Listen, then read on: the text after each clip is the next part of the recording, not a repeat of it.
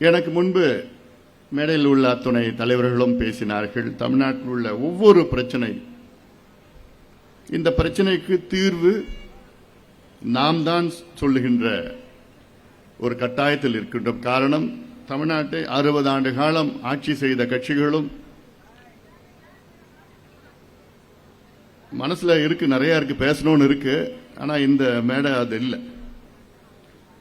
ஏன்னா ஒரு சில நாட்களுக்கு முன்பு ஒரு முக்கிய தலைவர் எனக்கு பேசினார். தமிழ்நாட்டில் ஒரு முக்கிய தலைவர் தொலைபேசியில் பேசினார்.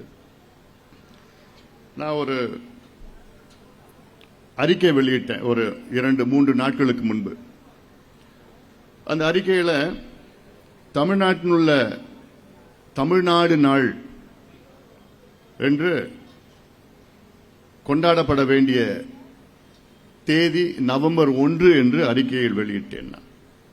ஆனால் கடந்த திமுக ஆட்சியில் தமிழ்நாடு நாள் என்று ஜூலை 18ஆம் நாள் அவர்கள் அந்த தேதியை மாற்றி ஜூலை 18ஆம் நாள் கொண்டாடுகின்ற ஒரு சூழலை உருவாக்கினார்கள் கடந்த திமுக ஆட்சியில்.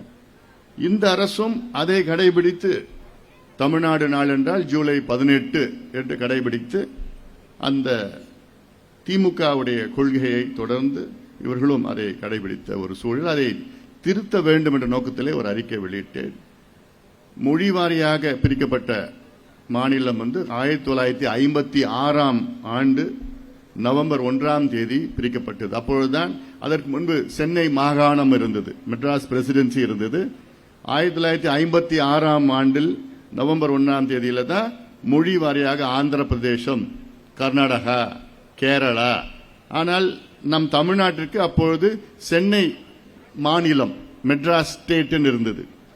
அதன் பிறகு 1967 திமுக ஆட்சிக்கு வந்த அண்ணா அவர்கள் இந்த ஜூலை 18ஆம் தேதி சட்டமன்றத்திலே ஒரு தீர்மானத்தை கொண்டு வந்தார். அவ்வளவுதான். என்னன்னு, தமிழ்நாடு என்ற தீர்மானம் 1967 ஜூலை 18ஆம் தேதி கொண்டு வந்த தீர்மானம். ஆனால் அந்த தீர்மானம் 1969ஆவது ஆண்டில் ஜனவரி 14 தான் உண்மையா தமிழ்நாடு என்று பெயர் சூட்டப்பட்டது. ஆனால் திமுக அதில் வரல. எப்பவுமே அவங்க தான் வரலாற்றை திரிச்சு போட்டு பண்ணிட்டு இருப்பாங்க. அப்போது ஒரு முக்கியமான தலைவர் என்கிட்ட பேசினாரு. சார், நீங்க அதெல்லாம் விட்டுடுங்க, ஜூலை 16 விட்டுடுங்க, 18 விட்டுடுங்க, ஜனவரி 14 விட்டுடுங்க, நவம்பர் 1 விட்டுடுங்க. ஆனால் உண்மையா தமிழ்நாடு விடுதலை கிடைச்ச நாள் மே மாசம் 4ஆம் தேதி. இது அவருடைய கருத்து, அவர் சொன்ன கருத்து.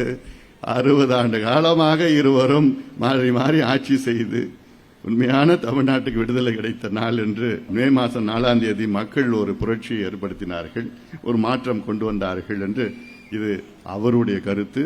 ஊடக நண்பர்களுக்கு இதை திரித்து இதை நான் சொன்ன மாதிரி நீங்க போடாது.